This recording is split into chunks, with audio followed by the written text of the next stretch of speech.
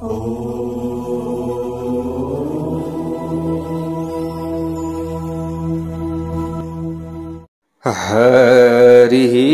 ओम स्वस्ति श्री गणेशाय नमः।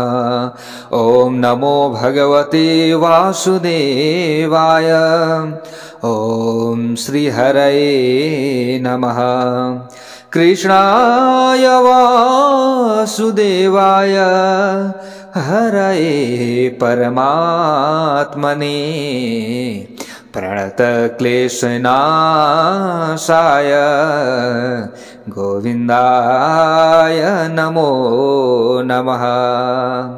नारायणं नमस्कृत्य नरं चैव नरोत्तमं देवीं सरस्वतीं व्यासं ततो जयमुदीरयेत्। भक्तवत्सल भगवान को जय।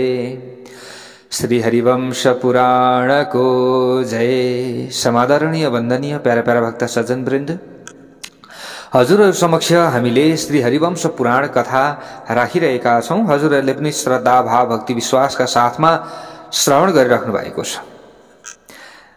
आज तपाई हामी यसरी कथा श्रवण गर्दै गर्दै आउँदाखेरि, श्रवण गराउँदै आउँदा अथवा हजुरहरुले श्रवण गर्दै आउँदा नयाँ भाग 21 मा उपस्थित भइसकेका छौं।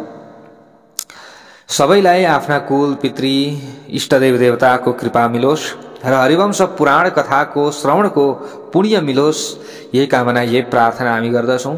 पक्कै पनि पुण्य त मिल्ने नै छ। हजुरहरुले सुन्नु भएको छ एकदम विश्वासका साथमा। ल हेर्नुहोस्, यहाँ कमेन्ट हेर्छु म, हजुरहरुको लगभग 100 कमेन्ट आइरहेको छ। हजुरहरुको नाम पनि प्राय मैले पढिरहेको हुन्छु। बिना संगीत केही छैन, त्यतिकै ट्याउ ट्याउ ट्याउ कराछ र पनि हजुरहरुले सुन्नु भएको छ हैन। यो हो नि त एउटा भक्ति, एउटा विश्वास भनेको। जति पनि हजुरहरुले सुन्नु भएको छ नि, हो हजुरहरुमा भक्ति छ, विश्वास छ भन्ने कुरो यसरी चाहिँ प्रमाणिक हुन्छ। नभए अब तपाईको गीत संगीतमा रमाएर यताउता गर्दाखेरि त यसो थोरै थोरै सुन्ने त अरु पनि हुन्छन्। यो पुण्य कहाँ सबैलाई मिल्छ र प्यारा भक्त भागवतहरु? थोरै व्यक्तिहरुलाई पुण्य मिल्छ। हजुरहरुले यहाँ नित्य कमेन्ट गर्नेहरु पनि हुनुहुन्छ हजुरहरु धेरै जना, किनभने सुन्दै हुनुहुन्छ हुनुहुन्न भन्ने कुरो त हामीलाई त्यहाँबाट मात्रै थाहा हुन्छ हैन। हजुरहरुले लाइक गर्नुहुन्छ, अब लाइक गर्दाखेरि त नाम त आउँदैन, तर कमेन्ट गर्दाखेरि त नाम आउँछ हजुरहरुको हैन।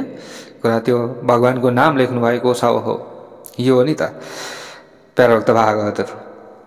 ल हेर्नुहोस्, अब हरिवंश पुराण श्रवण गरिसक्न निकै समय लाग्ला। यसमा कुनै पनि मलाई चाहिँ हतार छैन। फेरि श्रवण गर्दै जाने हो। अरु 18 उपपुराण 18 महापुराणहरु पनि यसरी नै पहिले राखिसक्ने हो। किनभने यस्तो नि, सबै व्यक्तिहरुलाई चाहिँ बाहिर बोक्रे मात्रै सुन्न मन नलाग्ने हुन्छ के। एकदम के रहेछ त भित्रै, सबै जस्ताको तस्तै कथा सुन्न चाहने महानुभावहरुले नै हामीलाई यो चाहिँ अनुरोध गरेर यो तरिकाले अगाडि बढ्या हो नि त। नभए त भिडियो मार्फतबाट पनि हजुरहरुलाई अलिकति समय नभएर पनि हो यो हैन। यता अरु पनि काम गर्नु पर्यो हैन। अब आफ्नो पेशा व्यवसाय सबै कुरा भनेको अब आफ्नै यही पाटो, त्यता पनि लाग्न परिगयो प्यारा भक्त भागवतहरु। अनि अलिकति समय दिन पनि गाह्रै हुन्छ भनेर अब हजुरहरुले भनिरहँदा यो तरिकाले पनि अगाडि बढौँ त भन्ने कुरा भएर हजुरहरु समक्षमा अगाडि बढेका हौं। नभए अब बोक्रे हिसाबले हैन यसो सासानो 30-35 मिनेटको थोरै थोरै सारांशको हिसाबमा पनि भन्न सकिन्थ्यो, नभन्ने कुरो त हुँदैन। तर अब सबै सुनौ न, पछिसम्म पनि आफूलाई सुनिरहन राम्रो हुन्छ, पुरा कथा भयो भनेर हजुरहरु समक्षमा यसरी राख्या हो प्यारा भक्त भागवतहरु। अब यहाँ हजुरहरुले पूर्व वंशको वर्णन सुन्दै हुनुहुन्छ प्यारा भक्त भागवतहरु। जहाँ जन्मेजयलाई यहाँ कथा श्रवण गराउँदै हुनुहुन्छ। जो ऋषि हुनुहुन्छ, ऋषिको नाम छ वैशम्पायन। त वैशम्पायन ऋषिले, हे राजन, तपाईको वंशको वर्णन म पहिले श्रवण गराउँछु भनेर यसरी यहाँ भन्दै हुनुहुन्छ। त च्यवनका पुत्रको नाम थियो उपरिचर वसु भनेर हिजो हजुरहरूले सुन्नुभयो। ती वसु चेदी देशका निवासी थिए। जो वसु हुन्छन् नि यी वसुहरू चाहिँ आकाश मार्गबाट हिँडुल गर्छन् अरे के। त यी वसु पनि यस्तै थिए कि आकाश मार्गबाट हिँडुल यसरी गर्दथे। त चेदी देशका निवासी उपरिचर वसुका पुत्र रत्नका रूपमा उनकी पत्नी गिरिकाको गर्भबाट 7वटा मनुष्यहरू जन्मिए। ती उपरिचर वसुका पहिला सन्तानका रूपमा ज्यादै प्रसिद्ध महारथी राजा बृहद्रथ उत्पन्न भएका थिए भनेर यस्ता प्रकारले यहाँ बताइएको छ। जो मगध देशका अधिपति थिए।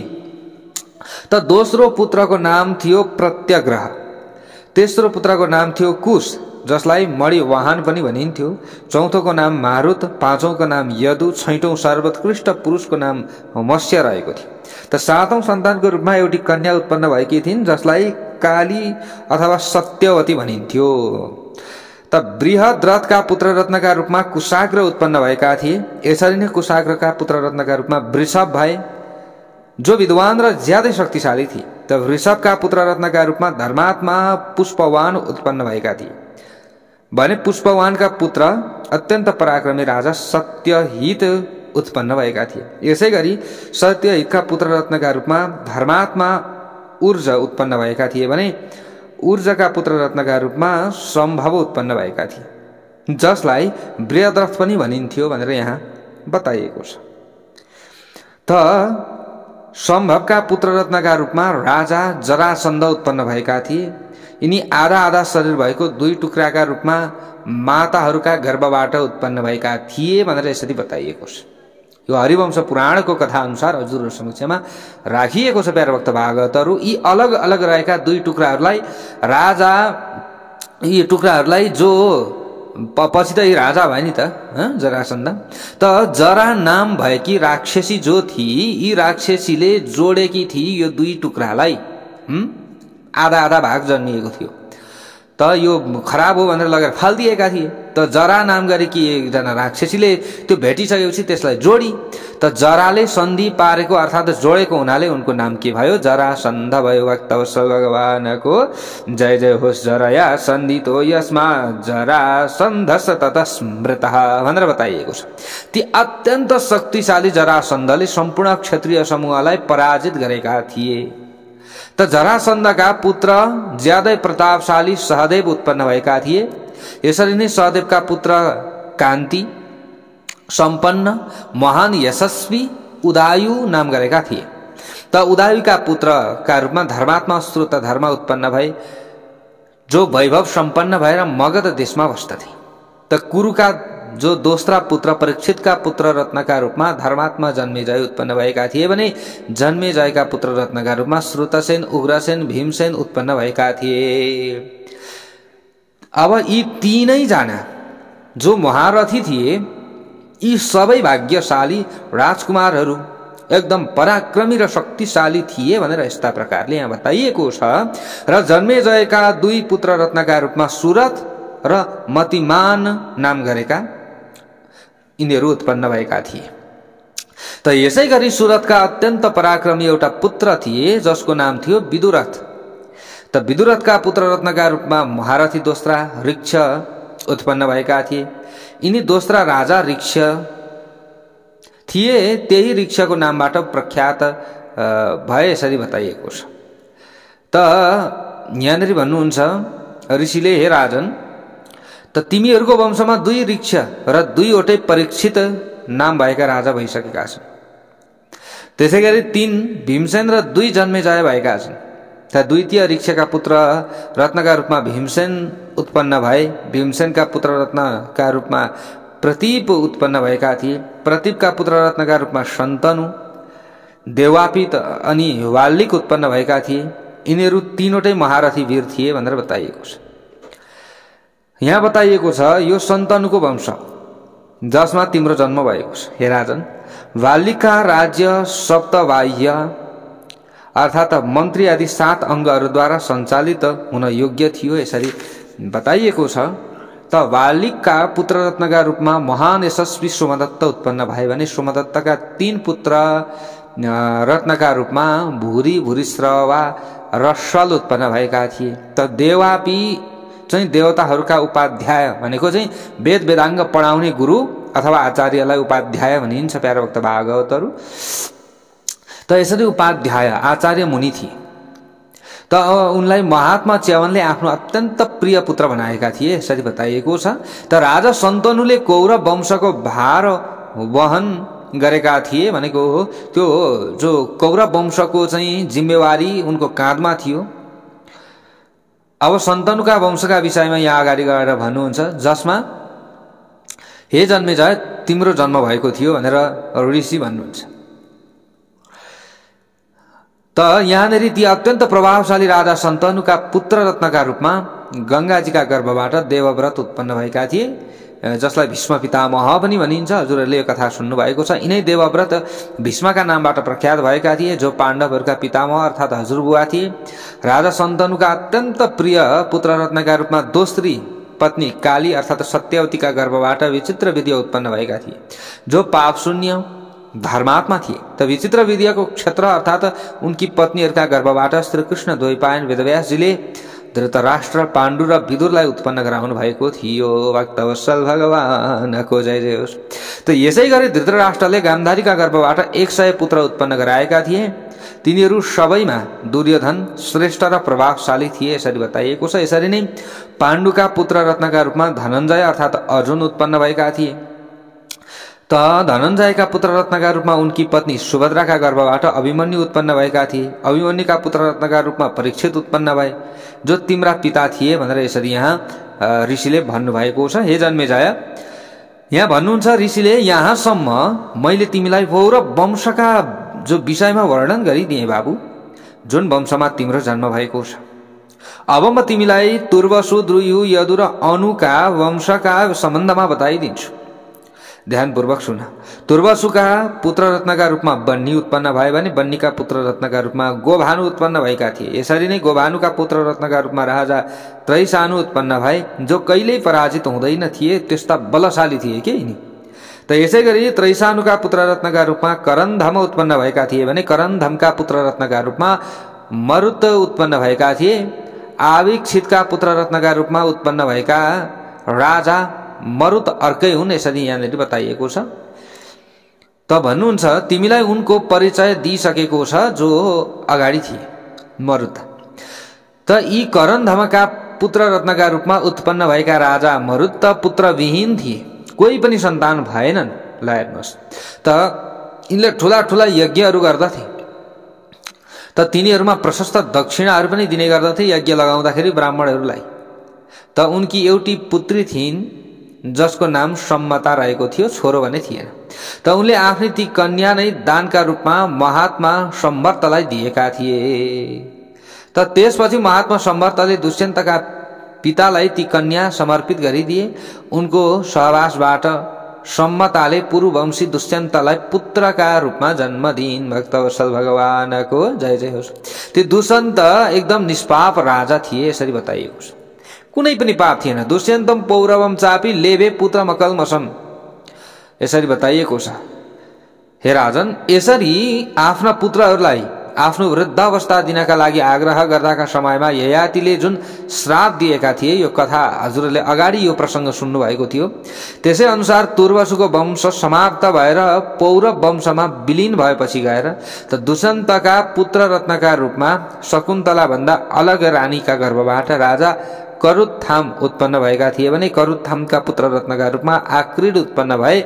यसरी नै आक्रीडका 4 पुत्र रत्नका रूपमा पाण्ड्य, केरल, कोल र राजा चोल उत्पन्न भएका थिए। त उनीहरूले प्राप्त गरेका समृद्धिशाली प्रदेश पनि उनीहरूकै नामका आधारमा पाण्ड्य, चोल र केरलको नामबाट प्रसिद्ध भएका थिए भनेर बताइएको छ। त ययातिका पुत्र द्रुयुका 2 पुत्र रत्नका रूपमा राजा बभ्रु र सेतु उत्पन्न भएका थिए भने सेतुका पुत्र रत्नका रूपमा अंगार र सेतु उत्पन्न भए, जसलाई मरुत्पति पनि भनिन्छ। यी अंगार र सेतुको युवनाश्वका पुत्र रत्न मान्धातासँग दानवको 14 महिनासम्म अत्यन्त भयानक युद्ध भएपछि गएर त्यस युद्धमा अत्यन्त शक्तिशाली अंगार सेतु शत्रुद्वारा ज्यादै कठिनतापूर्वक मारिए भनेर यसरी बताइएको छ यहाँनिर। त अंगारका पुत्र रत्नका रूपमा गान्धार उत्पन्न भएका थिए। उनैका नामका आधारमा महान गान्धार देश प्रख्यात भयो। त गान्धार देशमा उत्पन्न भएका घोडाहरूलाई सबै घोडाहरूमध्ये सर्वोत्कृष्ट मानिएको छ। त ययातिका पुत्र अनुका पुत्र रत्नका रूपमा धर्म उत्पन्न भए भने धर्मका पुत्र धृत भए, धृतका पुत्र दुदुह भए।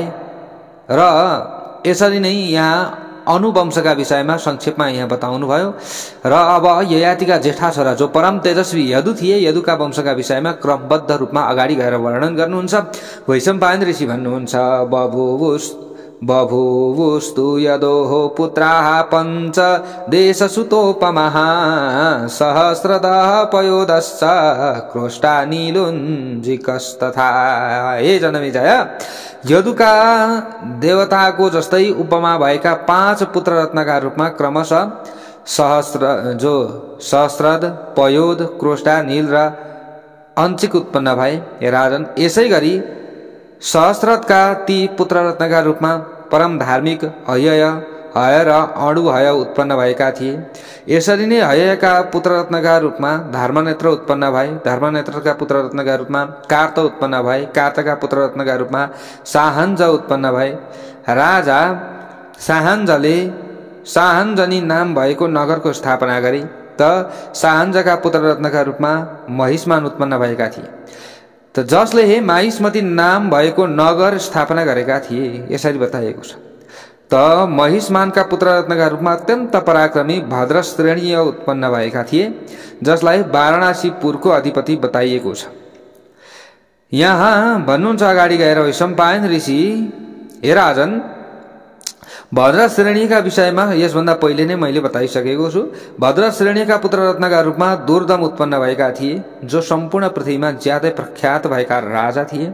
दुर्दमका पुत्र रत्नका रूपमा कनक उत्पन्न भए, जुन बुद्धिमान र शक्तिशाली थिए। कनकका 4 पुत्रहरू उत्पन्न भएका थिए। तिनीहरू सम्पूर्ण संसारमा प्रख्यात भएका थिए। तिनीहरूको नाम कृतवीर्य, कृतौजा, कृतवर्मा, कृताग्नि रहेको थियो। कृताग्नि राजा कनकका 4था पुत्र थिए। यसरी बताइएको छ। कृतवीर्यका पुत्र रत्नका रूपमा अर्जुन उत्पन्न भए। त अर्जुन 1000 हातहरूले सम्पन्न भएका थिए, जसलाई सहस्त्रार्जुन पनि भनिन्छ। हजुरहरूले यो कथा पनि प्राय सुन्नु भएको छ। उनी 7वटै द्वीपहरूका अधिपति थिए। भक्तवत्सल भगवानको जय जय होस्। उनी एक्लैले सूर्यको जस्तै अत्यन्त तेजस्वी रथका माध्यमद्वारा सम्पूर्ण पृथ्वीमा विजय हासिल गरेका थिए। यिनी यस्ता बलिया थिए। त कृतवीर्यका पुत्र रत्नका रूपमा उत्पन्न भएका अर्जुनले 10,000 वर्षहरूसम्म अत्यन्त कठोर तपस्या गरेर अत्रिका पुत्र आत्रेयको आराधना गरे। यसरी बताइएको छ।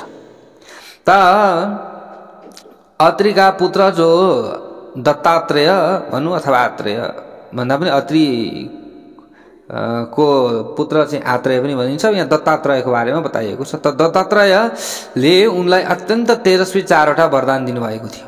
यिनीहरूमध्ये सबैभन्दा पहिले अर्जुनले युद्ध गर्दाका अवस्थामा मेरा 1000 हात हुन् भन्ने वरदान मागेका थिए। त उनले दोस्रो वरका रूपमा यदि म कुनै अवस्थामा धर्म विरुद्धको कार्यमा लागे भने त्यहाँ साधु पुरुष आएर मलाई रोकिदिउन् भनेर मागेका थिए भने अर्को वरदान तेस्रो वरका रूपमा मैले युद्धका माध्यमद्वारा सम्पूर्ण पृथ्वीमा विजय हासिल गरेर स्वधर्मको पालनाका माध्यमद्वारा प्रजालाई प्रसन्न राख्न सकूँ भन्ने वरदान मागेका थिए। त उनले मागेको चौथो यस प्रकारको थियो कि मैले कुनै पनि जो वरदान थियो चौथो यहाँ भनेका थिए, मैले धेरै युद्ध गरेर हजारौं शत्रुहरूको वध गरिसकेपछि युद्ध भूमिमा नै रहेको अवस्थामा म भन्दा धेरै शक्तिशाली पुरुषले मात्र मेरो वध गर्न सकोस् भनेर यसरी वरदान मागेका थिए। त युद्ध गर्दाका अवस्थामा कुनै योगेश्वरको जस्तै योगबल र चाहिँ संकेतका आधारमा उनका 1000 हातहरू प्रकट हुन्थे। प्यारा भक्त भागवतहरू कुनै पनि योगेश्वरको जस्तो फुत्त हातहरू प्रकट हुन्थे। एकदम शक्तिशाली थिए, कसैले जित्नै सक्दैन थियो। त ती अत्यन्त शक्तिशाली राजा अर्जुनले द्वीप, समुद्र, शहर, नगरहरू सहित सम्पूर्ण पृथ्वीलाई युद्धका माध्यमद्वारा जितेका थिए। त ती राजाले 7वटै द्वीपहरूमा विधि विधान पूर्वक 700 यज्ञहरू गरेका थिए। यस्तो किम्वदन्ती प्रचलनमा रहेको छ प्यारा भक्त भागवतहरू। त ती अत्यन्त शक्तिशाली अर्जुनले ती सबै यज्ञहरू प्रशस्त मात्रामा दक्षिणा दिएर सम्पन्न गरेका थिए कि दक्षिणामा उनले कुनै पनि कन्जुस गरेनन्। यसरी बताइएको छ प्यारा भक्त भागवतहरू। त ती सबै यज्ञमा सुनको युप अर्थात् यज्ञमा पशु बाँध्ने मौलो गाडिएको थियो, त्यो सुनको थियो र सुनकै वेदीहरू बनाइएका थिए। यस्तो भव्य तरिकाले यज्ञ गरे। त विमानहरूमा विराजमान भएका सबै देवताहरू, गन्धर्व, अप्सराहरूले सधैँ ती यज्ञलाई अलङ्कृत र सुशोभित बनाइरहेका हुन्थे। त कार्तवीर्यका यज्ञमा उनका महिमाबाट आश्चर्यचकित भएर जो वरिदासका विद्वान पुत्र नारद नाम भएका गन्धर्वले यसरी कीर्तन गरेका थिए भनेर यहाँ बताइएको छ। नारदले कीर्तन गरेका थिए, न नूनम कार्तवीर्यस्य गतिम यास्यन्ति पार्थिवाः। भनिएको थियो अन्य राजाहरू यज्ञ, दान, तपस्या, पराक्रम र शास्त्रीय ज्ञानमा कार्तवीर्य अर्जुनका स्थितिमा पुग्न सक्दैनन्। ल हेर्नुहोस्, यसरी महिमा गाइएको थियो। त यिनी महायोगी थिए। यसैले मनुष्यहरूले सातवटै द्वीपहरूमा ढाल, तरबार, धनुष, बाण र रथ लिएर सधैँ सबैतिर घुमिरहेका देखिन्थे। त धर्मपूर्वक आफ्ना प्रजाहरू रक्षा गर्ने महाराज कार्तवीर्यका प्रभावबाट कसैको धन नष्ट हुँदैनथ्यो। यसरी बताइएको छ। न त कसैको शोक नै पर्दथ्यो, न कोही भ्रममा नै पर्दथे। उनी जो 85,000 वर्षहरूसम्म सबै किसिमका रत्नहरूले सम्पन्न भएर चक्रवर्ती सम्राट भए। योगी भएका कारणले राजा अर्जुनले नै यज्ञहरू र खेतहरूको रक्षा गरेका थिए। त उनी नै वर्षाकालका समयमा मेघ बनिदिन्थे र पानी वर्षाउँथे। जसरी शरद ऋतुका समयमा भगवान सूर्यनारायण आफ्ना सहस्र किरणहरूद्वारा शोभायमान हुनुहुन्छ, त्यसरी राजा जो कार्तवीर्य अर्जुन धनुषको ताँदोको घोटाइबाट छाला कडा भएका हजारौं हातहरू सुशोभित भएर उनी चाहिँ खडा हुन्थे। त ती महातेजस्वी कार्तवीर्य अर्जुनले जो कर्कोटक नागका पुत्रलाई पराजित गरेर आफ्नो महिष्मती पुरीमा मनुष्यहरूका बीचमा बसेका थिए। यसरी बताइएको छ। त कमल जस्ता सुन्दर आँखा भएका कार्तवीर्यले वर्षाकालका समयमा जलमा क्रीडा गर्दाका अवस्थामा समुद्रका जलराशिका वेगहरूलाई आफ्ना हातहरूको प्रहारद्वारा रोकेर विपरीत दिशातिर फर्काइदिन्थे। उनी यति शक्तिशाली थिए। फिज रूपी फूलका मालाले अलङ्कृत भएकी नर्मदा नदीको जलराशिमा क्रीडा गर्दथे। त्यस समयमा ती नर्मदा नदी परपुरुषको उपभोगमा आएकी नारी जस्तै लज्जित भएर आफ्ना हजारौं चञ्चल छालाहरूका साथ आफ्ना पति समुद्रका नजिकमा जान्थिन्। अरे प्यारो भक्त भागवतहरू, त महासागरमा घुमेर जब उनले आफ्ना हजारौं हातहरू जलमा पछार्दथे, त्यस समयमा समुद्र चाहिँ अतालिएको जस्तो देखिन्थ्यो। भनेको छाल उठ्थ्यो के, त्यस्तो यिनमा शक्ति थियो।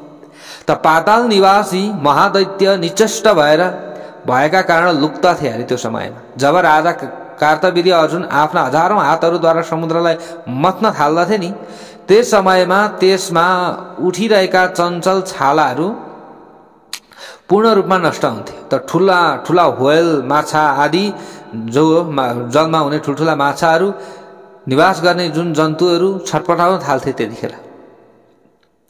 त हातहरूको बेगबाट निस्किएको वायुसँग ठोकिएर त्यसको फिज छिन्न भिन्न हुन्थ्यो। समुद्र ठुला ठुला भुहरीहरूका कारणले डराएको अनि पीडा सहन गर्न नसक्ने जस्तो देखिन्थ्यो। देवता र असुरहरूले समुद्र मन्थनका निमित्त खसालिएको मन्दराचलले क्षीरपुत्रको जुन अवस्था बनाइदिएको थियो, उनका हातहरूद्वारा मन्थन गरिएको महासागरको त्यस्तै अवस्था भएको थियो भनेर यसरी यहाँ बताइएको छ।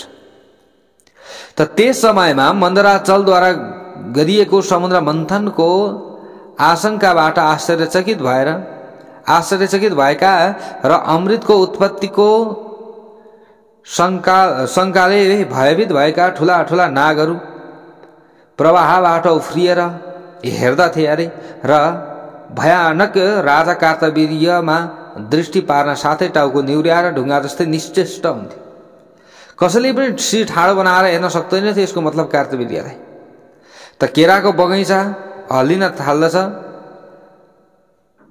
यहाँनिर बताइएको छ, जसरी सन्ध्याका समयमा वायुका माध्यमद्वारा केराको बगैँचा हल्लिन्छ, त्यसरी नै उनको शरीरबाट निस्किएको वायुद्वारा ती नागहरू पनि हल्लिन थाल्दथे। त राजा कार्तवीर्यले अभिमान भएको लङ्काको अधिपति रावणलाई आफ्ना 5वटा मात्र बाणहरूको प्रयोग गरेर उसलाई सेनासहित मूर्छित तुल्याइदिएका थिए, पराजित गरिदिएका थिए। त्यस पछाडि बाँधेर आफ्नो महिष्मती नाम भएको पुरीमा ल्याएर बन्दी बनाएका थिए। भनेको रावणलाई पनि बन्दी बनाउन सक्ने यी यस्ता शक्तिशाली थिए। ल हेर्नुहोस् त कार्तवीर्य अर्जुनले आफ्नो वंशज रावणलाई बन्दी बनाएको कुरा थाहा पाएपछि महर्षि पुलस्त्य आफ्नै कार्तवीर्यको राजधानीमा गए र अर्जुनसँग भेटघाट गरे। यसरी आएर पुलस्त्यले प्रार्थना गरिसकेपछि जो कार्तवीर्य अर्जुनले उनको नाति राक्षस रावणलाई मुक्त गरिदिए। त कार्तवीर्य अर्जुनका हजारौं हातहरू धारण गरिएका धनुषहरूको ताँदाबाट यस्तो भयानक शब्द निस्किन्थ्यो अरे कि प्यारा भक्त भागवतहरू, मानौ प्रलय जो काल छ, प्रलयका समयको मेघ भनेको बादल गर्जिरहेको छ, यस्तो भान हुन्थ्यो, यस्तो आभास हुन्थ्यो सबैलाई। अथवा वज्र विस्फोट भइरहेको छ जस्तो त्यो भान हुन्थ्यो। ओहो, भृगुको वंशमा उत्पन्न भएका जो परशुरामको पराक्रम प्रशंसनीय छ, यसरी पनि बताइएको छ प्यारा भक्त भागवत। त जसले युद्धमा ताडका रुखहरूको सुवर्णमय वन जस्तै राजा कार्तवीर्यका हजारौं हातहरू काटिदिएका थिए, यी जो कार्तवीर्य थिए, तब यिनलाई तह लाउने भनेका भगवान परशुराम मात्र हुनुहुन्थ्यो। यसरी बताइएको छ। एक दिनको कुरा हो, भोक र तिर्खाबाट अत्यन्त व्याकुल भएका अग्नि देवताले अत्यन्त पराक्रमी राजा कार्तवीर्यसँग भिक्षा माग्नु भएछ आएर। त्यस समयमा ती शक्तिशाली राजाले 7वटै द्वीप, नगर, गाउँ, गोशाला, सम्पूर्ण राज्य अग्निदेवतालाई भिक्षाका रूपमा दिएछन्।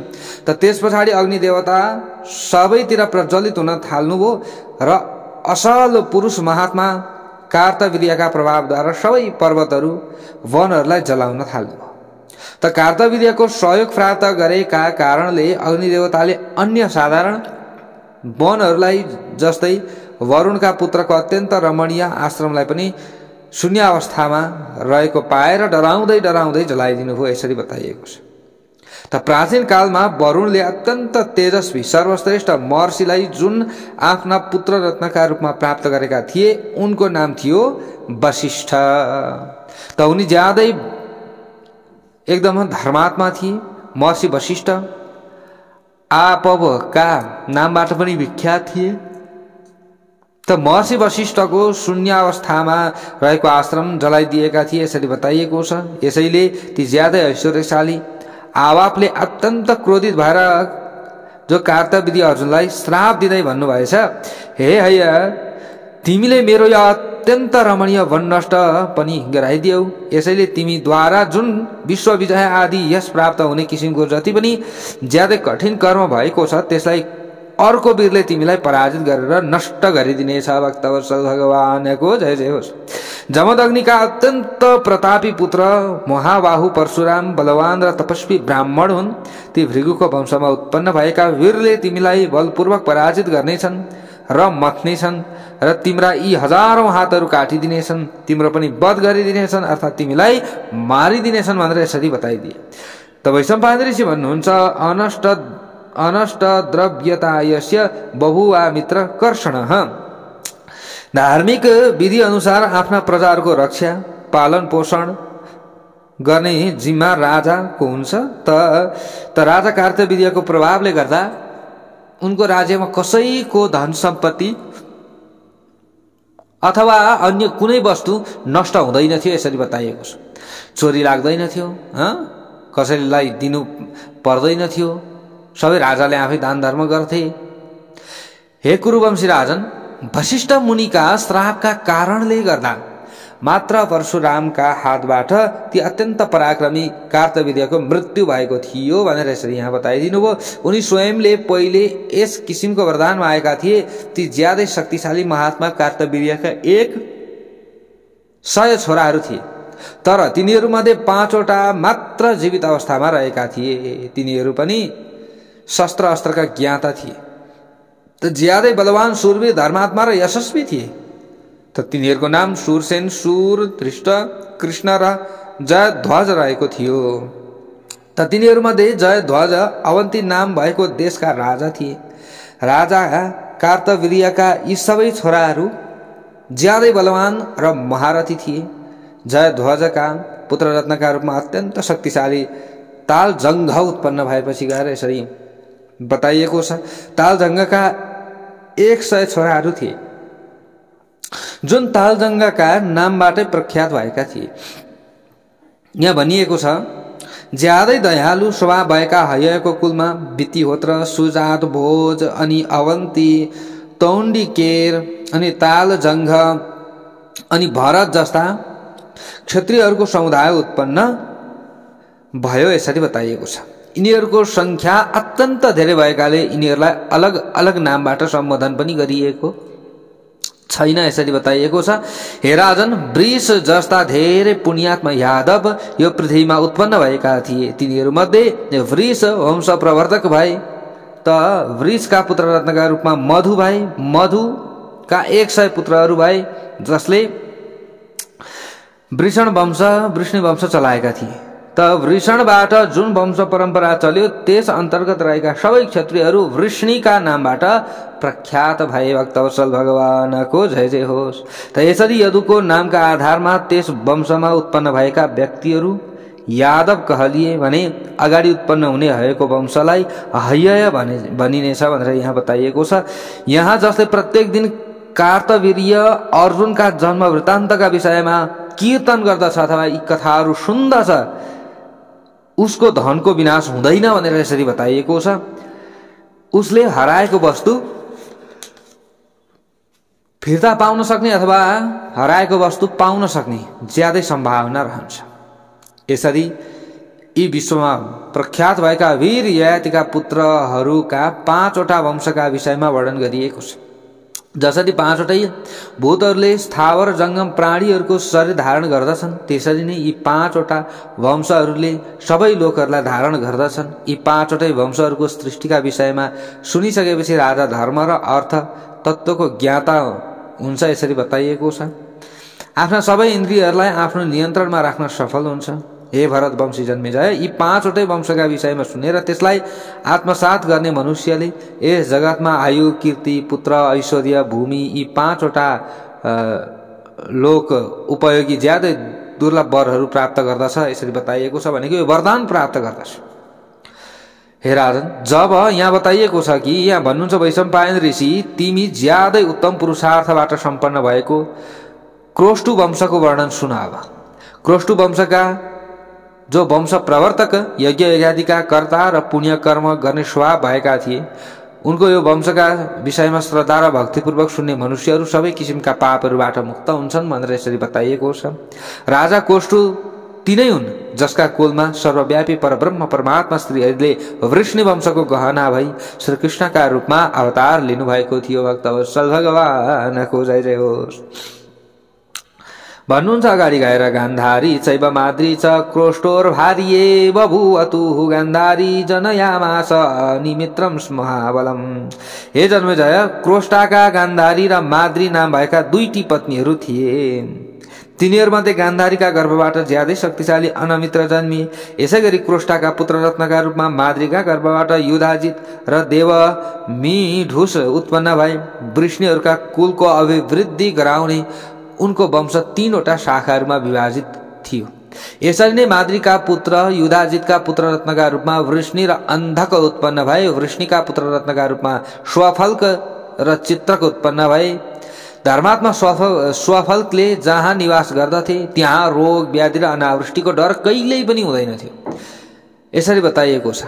एक समयमा ज्यादै शक्तिशाली काशीराजको देशमा देवराज इन्द्रले 3 वर्ष पानी वर्षाएनन्। त्यस पछाडि काशीराजले स्वफल्कलाई आमन्त्रण गरे अनि यसरी आमन्त्रण गरेर आफ्नो देशमा बसाए। अनि स्वफल्कले प्रवेश गर्ने बित्तिकै देवराज इन्द्रले पानी वर्षाउन आरम्भ गरिदिए। भक्तवत्सल भगवानको जय जय होस्। ती स्वफल्कको काशीराजकी गान्धिनी नाम भएकी पुत्रीसँग विवाह भयो। तब गान्धिनी नियमित रूपमा प्रत्येक दिन ब्राह्मणहरूलाई गाई दान गर्ने गर्दथिन्। यसैले उनको नाम गान्धिनी रहेको थियो। ती गान्धिनीले धेरै वर्षहरूसम्म आफ्नी आमाको गर्भमा निवास गरेकी थिइन्, अर्थात् धेरै लामो समयसम्म जन्मन सकिनन्। त्यस पछाडि आफ्नी आमाका गर्भमा रहेकी ती कन्यासँगै आफ्ना पिताले भने हे कल्याणी तिम्रो कल्याण होस्, तिमी चाँडै उत्पन्न हौ, तिम्रो यति लामो समयसम्म किन गर्भमा बसिरहनु परेको छ? तिमी किन यसरी बसिरहन चाहन्छौ? त्यस पछाडि ती गर्भमा अवस्थित रहेकी कन्याले भनिन्, यदि तपाईँले मद्वारा गोदान गराउने संकल्प गर्नुभयो भने म ज्यादै प्रसन्न हुन्छु र म आजै उत्पन्न हुन्छु।